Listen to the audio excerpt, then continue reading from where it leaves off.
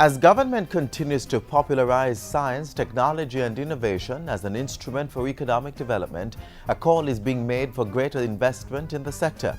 To support that call, we here at the JIS will be showcasing one of the life-changing innovations a Jamaican scientist has created. We're also celebrating the men and women who give invaluable contribution to the effective management of government, our public sector workers. Hello and welcome to another edition of Jamaica Magazine. I'm your host, Adrian Atkinson. We kick off today's show with a bit of encouragement, followed by the news. Stay with us.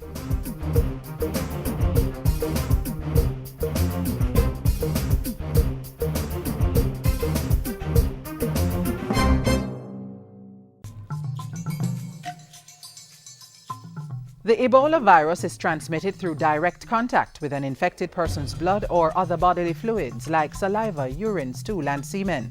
Symptoms of Ebola include sudden fever, intense weakness, muscle pain, headache, and sore throat. This may be followed by vomiting, diarrhea, and rash, and in some cases both internal and external bleeding, leading to death. Protect yourself. Avoid travel to Ebola-affected countries. Avoid contact with infected persons. Don't touch the body of someone who has died from Ebola. Wash hands frequently with soap and water and use an alcohol-based hand sanitizer. To know more, call 1-888-663-5683.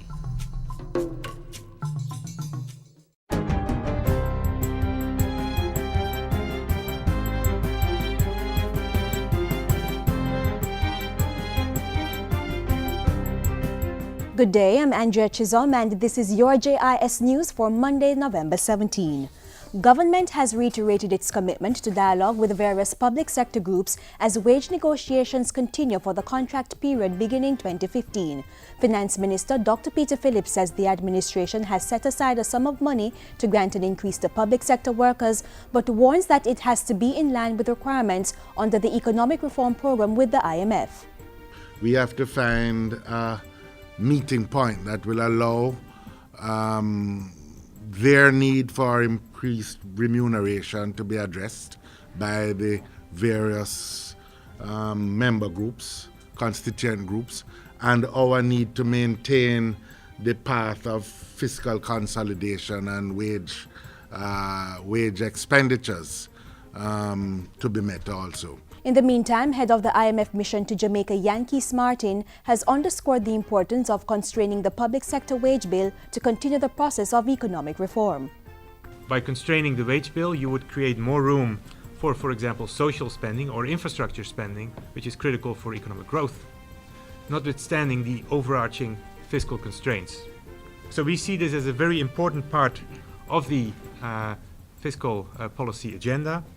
The finance minister and the head of the IMF mission to Jamaica were speaking at a press conference on Friday to announce that the country met all quantitative targets and structural benchmarks for the July to September period under the IMF agreement. Going forward, government will continue the process of public sector transformation while reforming the tax system and financial sector. A team from the Pan American Health Organization PAHO's Washington office is visiting Jamaica to provide support for the country's Ebola preparedness plan.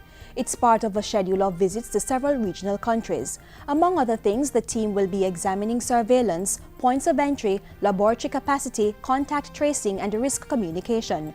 Health Minister Dr. Fenton Ferguson has welcomed PAHO's involvement, which should support Jamaica's roadmap for responding to the public health threat posed by Ebola.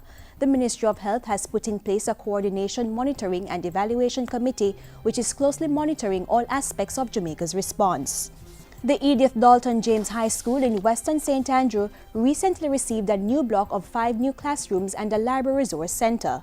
The new additions are part of major upgrading works happening at the institution, which has facilitated the removal of the shift system at the institution this academic year.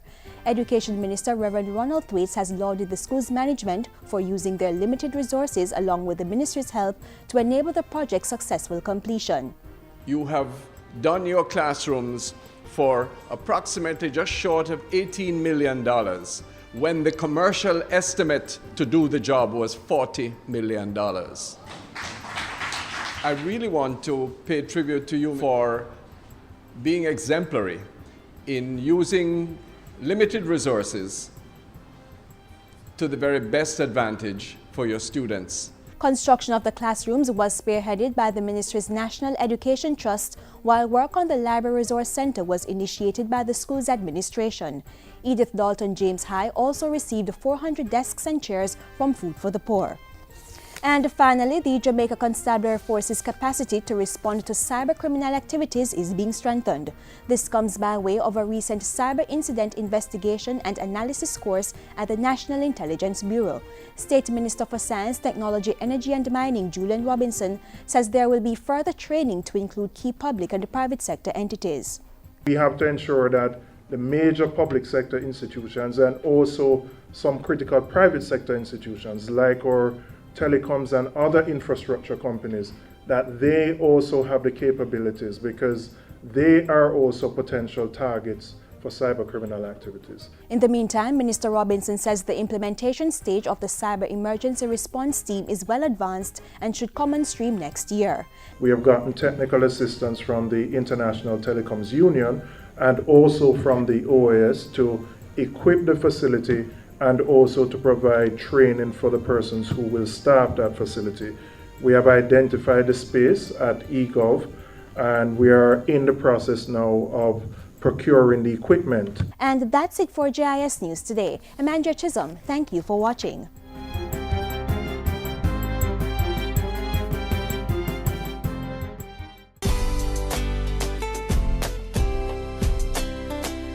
There is no tolerance under the Child Care and Protection Act for physical abuse of any child. What am I saying? That a parent has no right to slap her child or his child? I don't think so. I think you can. I think there is some leeway there for discipline. But some of the abuse cases that we have seen and we have experienced, that's not discipline. That's literal hate. And if you parents can even stop sometime and think about that reason why you're going to raise your hand or that belt or that stick to hit. Sometimes it has nothing to do with what the child did, you know. It has to do with how it made you feel.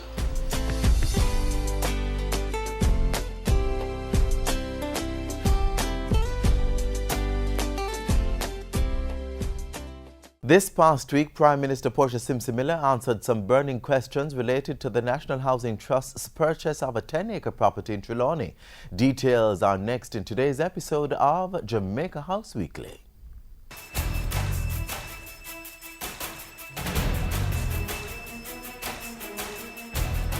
National Chick V cleanup campaign continues. Renewed focus on science, technology and innovation, and Prime Minister speaks on the NHT's purchase of Trelawney property. I'm Simone Wolf with this Monday's Jamaica House Weekly. The national emergency response to the chikungunya outbreak continues with cleanup activities in various sections of the island.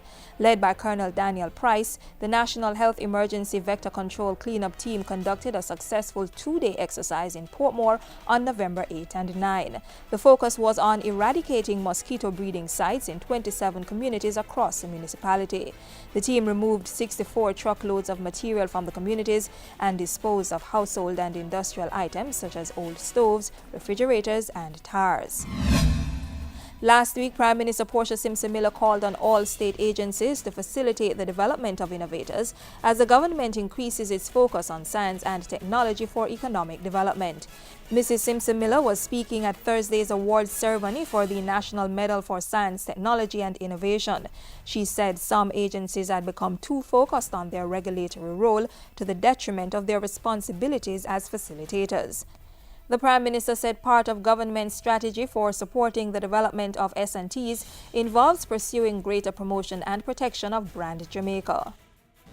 We must make fuller use of the Jamaican brand and fully exploit our advantages. We must be more aggressive in protecting our intellectual property.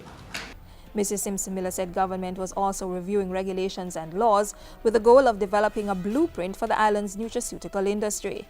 Efforts also include registering stakeholders, monitoring their practices, and certifying them to meet international standards.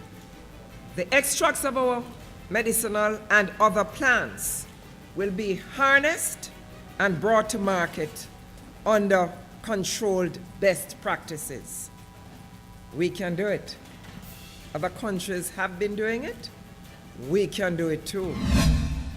Meanwhile, the Prime Minister presented the 2014 National Medal in Science and Technology to noted scientist Dr. Henry Lowe, who walked away with a $1.5 million cash prize. Dr. Lowe also pledged to match the cash award and make a donation towards a fund for the development of the island's nutraceutical sector. He encouraged others to contribute to the fund. In the meantime, the 2014 Innovator of the Year award and $500,000 went to Harlow, Maine for his H2 Flex hydrogen hybrid kit, which uses water to fuel vehicles. In Parliament Tuesday, Prime Minister Portia Simpson Miller sought to shed light on the National Housing Trust, the NHT's acquisition of 10 acres of land at Orange Grove in Trelawney. The property, which was purchased for $180 million, also holds the heritage attraction site Outer Many Experience. Mrs. Simpson Miller was responding to questions brought by the parliamentary opposition on whether the purchase was in line with the National Housing Trust's mandate. In her response, the Prime Minister explained that the trust had purchased the land, not the business operations of Outer Many, which was firmly grounded in the NHT Act of 1979. She added that the trust had not acquired the assets, goodwill or brand associated with the Outer Many Experience, except for the standby generator, a fuel tank and office furniture. In the meantime, the Prime Minister said the NHT board was exploring the educational, cultural and tourism potential of the property. I have instructed that they should explore ways of using the property for social and physical infrastructure to enhance the quality of life and for the enjoyment of NHT contributors, Jamaicans and visitors. In the interest of transparency, the Prime Minister also revealed that the Auditor General would be carrying out further investigations into the purchase of the Orange Grove property. And Mrs. Simpson Miller took some time last week to meet with several guests to Jamaica House. On Friday, she met with her counterpart from Antigua and Barbuda, Gaston Brown. Mr. Brown was in the island to address the 2014 graduating class of the Caribbean Maritime Institute. The day before, Prime Minister Simpson Miller held talks with a representative of the Organization of American States and a team from the Jamaica Government Pensioners Association. And that's it for this week's Jamaica House Weekly. We return next time with the latest stories coming out of the office of the Prime Minister.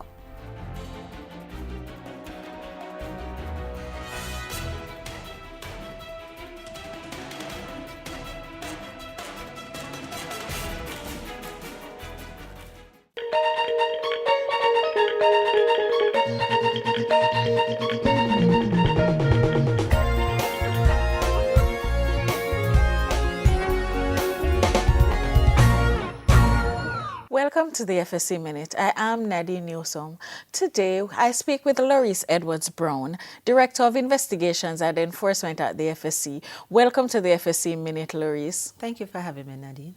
Larice, what does the U.S. Foreign Account Tax Compliance Act mean for financial institutions in Jamaica? The Foreign Account Tax Compliance Act, FATCA, has global reach. It was passed in the U.S. in March 2010. What this means for all foreign financial institutions is that they have to report certain information on certain accounts that have indicia for U.S. persons to the U.S.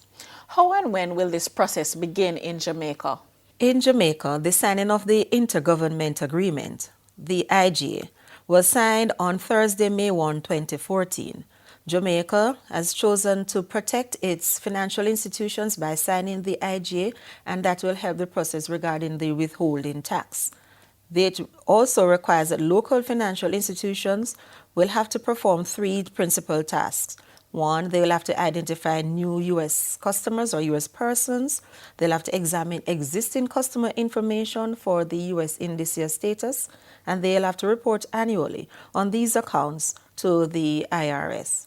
Under this agreement, that is the intergovernment agreement between Jamaica and the U.S., information will be transmitted to the Internal Revenue Service, that is the IRS, through a central authority, the Tax Administration of Jamaica. This model eliminates the need for our financial institutions to interface directly with the IRS. Thank you, Larice. My guest today was Larice Edwards-Brown, Director of Investigations and Enforcement at the FSC. For the FSC Minute, I am Nadine Newsom.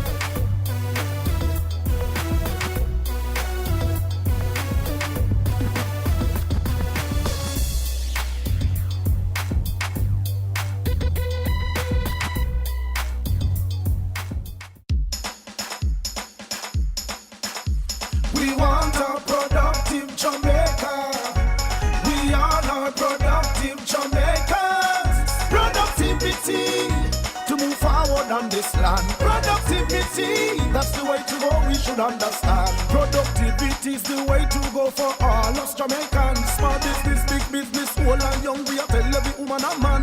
We want growth and prosperity for a better nation with a building plan. So we can build our product and sell our product and put more money in our hand.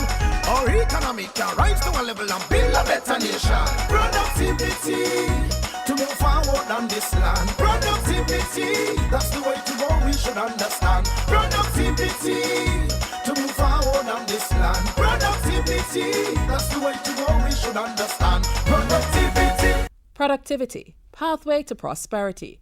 A message brought to you by the Jamaica Productivity Center, a department of the Ministry of Labor and Social Security. In celebration of Civil Service Week, we highlight the work of one of our dedicated public sector workers who is giving excellent service. Government workers, civil servants, public sector workers, whatever you call them, they are the engine of government, a group of competent practitioners that implement the policies, execute the programs, and provide the services that keep the country running. Always pushing for greater productivity, a number of measures are coming on stream to make the public sector more efficient. Under the Public Sector Master Rationalization Plan, there will be mergers, efforts to boost staff morale, training, and projects to help civil servants work smarter.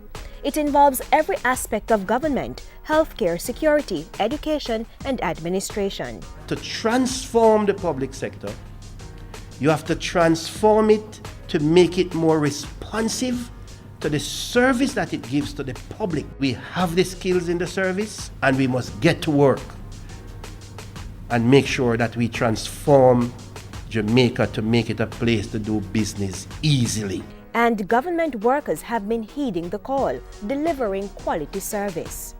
Now today we're at the Maypen Revenue Service Center in Clarendon. We'll be speaking with a young woman who has been making an outstanding contribution to the civil service. Walk with me.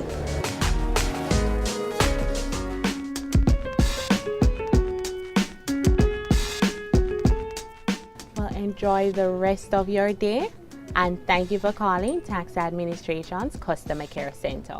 Hi Joanne, nice meeting you. How are you doing? I'm doing good, and you? Well, I'm okay for the most part. So this is where you normally work your magic all day long? Yes, this is the Tax Administration's Customer Care Center. Joanne has been working at the Customer Care Center since April 1, 2009. As a customer care agent, I'm required to answer the telephone on the first ring, as well as to answer customers' queries that come in via email and Facebook. And how do you normally handle difficult customers? Because not everybody is easy to deal with. Well, being a good listener is very important, as well as apologizing for any inconvenience experienced by the customer, assisting calming the customers. Now, Joanne performs her duties to the best of her abilities, and though not expecting special recognition, a blog from a taxpayer placed her in the spotlight. Nick Abbott wrote a blog entitled "The Government of Jamaica Has a Great Call Center." He was referring to Tax Administration Jamaica TAJ. Nick wrote, "When you call the TAJ, you speak to people who listen, really listen. They focus on you, their customer, and not on internal policies. The first time I called the TAJ, I was pretty upset. But a wonderful rep called Joanne quickly calmed me by talking to me as a normal, caring person. I've since called and spoken to 2 other reps, and each time my experience was the same." Give me your reaction to that blog. How did that blog make you feel? Well, it made me feel very happy. I was excited about hearing from a customer how they felt about an interaction with me. I was happy that I could impart some information to him, as well as to resolve his concerns. Joanne is no stranger to hard work. A proud graduate of the Portmore Community College, she often draws inspiration from her 2011 award, Excellence in Associate Degree in Business Studies. It motivated her to begin pursuing higher studies, and in the workplace, the Wall of Fame tells another tale. Agent of the Year for the 2012-2013 financial year, having attained over 85% on her appraisal while achieving over 85% of productivity targets. Agent of the Year award is given to agents who have exceeded their targets as well as on their appraisals. And I got that for 2012-2013, And I was very excited about that. It showed how hard I worked at excelling and exceeding the customers' expectations. Let's talk about your transition to taxpayer education officer. How did that happen? Being a customer care agent has helped me to transition into becoming a taxpayer education officer. I have used the knowledge garnered at the customer care center to help me in this new function or this new role. How has it helped you though? Well, my knowledge of tax laws has been broadened. Being a customer care agent, I'm also aware of many of the products and services offered by tax administration, which I'm able to now assist persons with on a one-to-one basis. People who have worked at the customer service department of the Maypen Revenue Service Center have nothing but high praises for this government worker. It's easy to work with Joan because she's so mature, she's reliable, and she's one of those persons who works well on her own initiatives. It was a pleasure working with her. She was always willing to assist, and also her personality is very contagious. When we were working together, she was always willing to assist our customers, so it motivated us as agents to do the same. She's a team player, and she's also very willing to assist, so those were two of the best assets that she had. Joanne is very persistent. She is relentless in her efforts to assist, so she goes above and beyond, and that is something I have taken on to as well. My vision is to exceed the customer's expectation as well as my employer's expectations, and I strive to excel at providing exemplary customer service. From time to time, persons in the public sector get, a little beaten up about things that they have done. What would you say to persons about the qualities that are very, very important to be working in the public sector? Well, one thing is to be patient, to be understanding, and to find ways in which you can resolve customers' queries and concerns. How can they go about doing that? What are some of the traits that they need? Some of these traits are asking for help. That's very important, as well as seeking resolution to customers' query by even taking it a step further, finding out who is responsible for addressing this issue and getting that resolved for the customer. And some persons in the public sector may be feeling a little dejected from time to time. Your advice to them? Take it one day at a time, one step at a time, and try to please others, and this will make you happier. And what is your vision for the civil service, Joanne? My vision for the civil service, like tax administration's vision, is to become a world-class civil service. So I'd like to see us exceed in our delivery of our products and services. Thank you for calling Tax Administration's Customer Care Center. So public sector workers are continuing to be beacons on the hill. Joanne's story is just one of the many examples. With hard work and determination, she, like many others, are carrying out the functions of government with pride, maintaining professionalism and courtesy on the job to make the environment more business and customer friendly.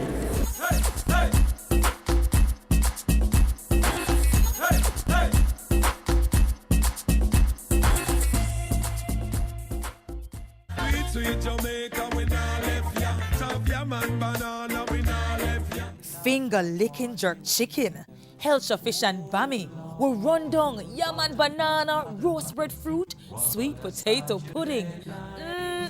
Jamaica food sweet. So let's make a pledge to use more local produce and less foreign goods. Let's grow what we eat and eat what we grow. This next feature highlights the continuation of the work started by scientist Dr. Thomas Leckie. It also ties in nicely with the government's Eat Jamaican campaign. Take a look. Artificial insemination, a term that's usually linked with women trying to get pregnant. But this technology has been extended to animals, and in the dairy industry, it's big business. Here in Jamaica, cattle are artificially inseminated. Why? To breed the best cows that will produce the best milk. Superior animals that give farmers a better chance of improving their bottom line. The Ministry of Agriculture's Research and Development Division, the Bodles Research Station, has been applying artificial insemination, or AI, to help improve reproduction and the genetics of farm animals. We here at Bodles, we will choose both a female based on the bloodline or the type, the genotype, and we'll inseminate them based on which bull we want and which genetic mix we think would give us advantage in producing milk. The process begins with a manual collection of sperm. It's then taken to the lab where they test for signs of abnormality and determine whether the sperm can make the journey to the egg. This is what pretty much we're looking for. Sperm cells that have the right anatomical properties in terms of the shape of the head, no abnormalities, no double head. The benefits of artificial insemination are many. For the dairy industry, it means selected bulls will produce more offspring, thus increasing the selection intensity. Artificial insemination reduces the transfer of venereal diseases, as the collection process allows you to screen and detect them early. During natural breeding, a male will deposit more semen than is theoretically needed. With AI, scientists dilute semen and extend the collected sample to create hundreds of doses from a single ejaculate. A sample like this is at a grade of about 85%, and that will determine how far we extend the sample. We make the extender to extend the sample. So we move from maybe 5 ml of semen to a total volume of 120 ml of semen, depending on the concentration. So moving from 5 ml of semen, which would pregnate one animal, to 240 straw, which has the potential to breed 240 animals. Once this process is completed, the straws containing semen are then sealed and properly labeled with the bull's brand number and year. They are then stored in a cold room and frozen by the fumes of liquid nitrogen at a temperature of -80 degrees centigrade. The frozen sample is then placed in liquid nitrogen where it remains viable. Later, when the sperm has been given clearance, it's time for insemination.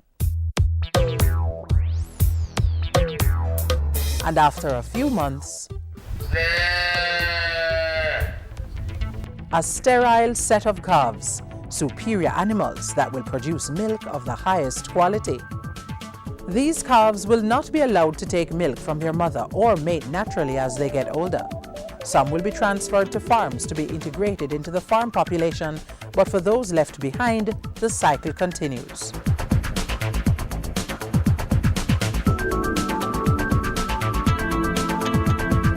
Artificial insemination, agriculture and technology working together to produce a better breed of cattle, more nutritious milk, and better financial returns for farmers.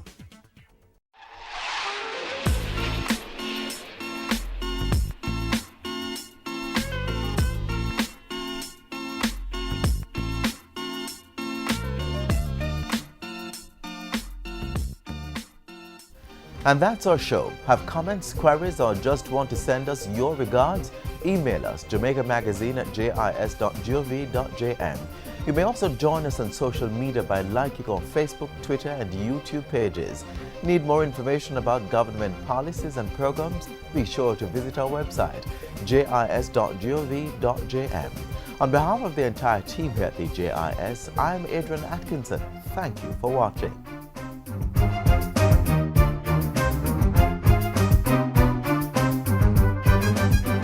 This has been a production of the Jamaica Information Service, the voice of Jamaica.